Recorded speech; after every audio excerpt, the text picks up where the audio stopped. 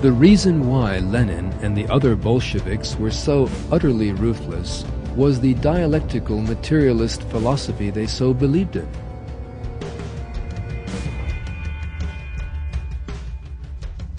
This philosophy regarded human beings as a kind of animal and maintained that violence and conflict were necessary for the development of mankind. Not only did Lenin regard human beings as a species of animal, he also employed animal methods to train them. In October 1919, he paid a personal visit to the Russian scientists Ivan Pavlov, famous for his conditioned reflex experiments on animals. Lenin wanted to impose these conditioned reflex methods on the whole of Russian society. Pavlov was astounded. "I want the masses of Russia to follow a communistic pattern of thinking and reacting," Lenin explained. Pavlov was astounded. It seemed that Lenin wanted him to do for humans what he had already done for dogs. "Do you mean that you would like to standardize the population of Russia? Make them all behave in the same way?" he asked. "Exactly," replied Lenin. "Man can be corrected. Man can be made what we want him to be." The so-called scientific basis for that philosophy that regarded human beings as a species of animal was Darwin's theory of evolution. The theory of evolution was the most important ideological inspiration behind the communist movement in Russia. Darwin's The Origin of Species was translated into Russian at the end of the 19th century and was responsible for thousands of young Russians turning to atheism and communism. Russian communism was so tied to Darwinism that Georgy Valentinovich Plekhanov, widely regarded as the founder of the movement, clearly stated that he regarded Marxism as Darwinism in its application to social science. Plekhanov's student, Lenin, indeed applied Darwinism to society and mercilessly slaughtered whole societies he regarded as herds of animals.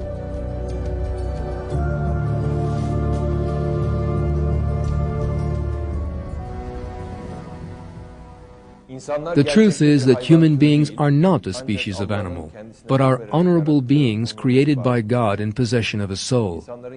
The reason for their existence on earth is not, as communists and Darwinists would assert, conflict, war, and bloodshed, but for them to display a morality that is pleasing to God. Only when man has understood this concept, in other words, only when he lives by true religion, will he find peace and happiness.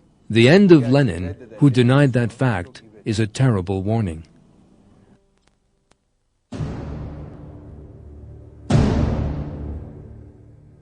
From 1922 on, an increasingly serious sickness slowly began to paralyze him.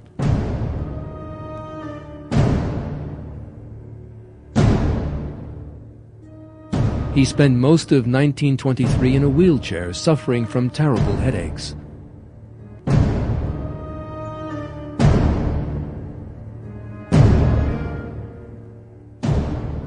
In March 1923, he had a stroke and was thenceforth unable to speak normally.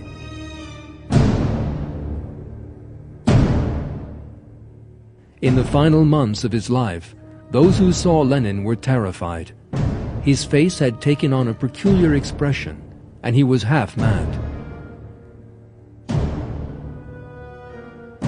The final photograph taken of him shortly before his death was utterly ghastly.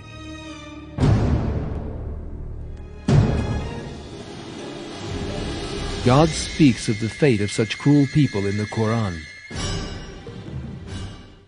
Then the final fate of those who did evil will be the worst because they denied God's signs and mocked at them.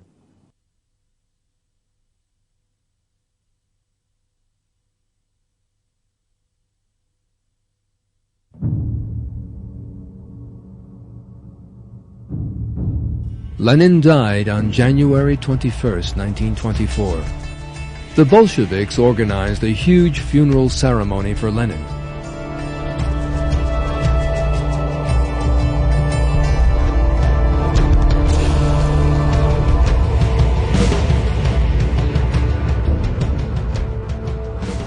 leaders of the Communist Party decided to have his body, which had a tremendous importance for them, embalmed.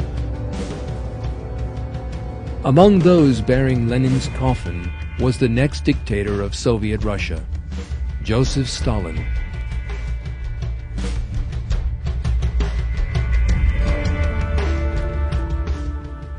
Stalin would rule Soviet Russia for nearly 30 years and establish a regime of such bloodshed and terror that would even surpass that of Lenin.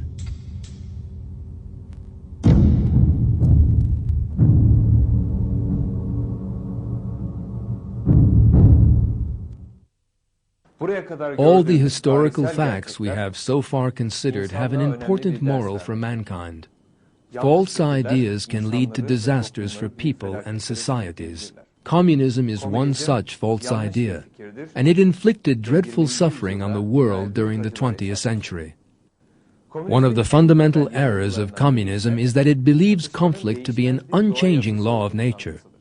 The so-called scientific justification for this view is found in the theory of evolution, which says that the differences between people necessarily lead to war, fighting, and conflict. According to this view, called dialectics, every class, every nation, and every society is obliged to fight every other one, and this is a law of nature. That view stamped its mark all over the 20th century, and is the common inspiration behind both the communist savagery we have seen in this film, and also behind that of fascism, which appears to be the complete opposite of communism. It is only possible for mankind to escape this cycle of violence by coming to know the purpose behind his existence.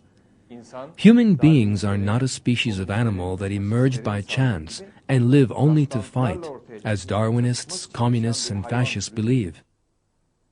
Human beings are noble beings, created by God, and possessing His soul. And the purpose of man is to learn and to live by that pleasing morality that God has taught him. In the next section, we shall continue to examine the disasters that communist ideology, which rejects that truth, has inflicted on humanity. The Bloody History of Communism, Part 2. Stalin's regime of fear, death camps, and secret murders, the Soviet-Russian genocide of Muslims, Stalin's scientists killed for refusing to accept the theory of evolution. Do not miss The Bloody History of Communism, Part 2.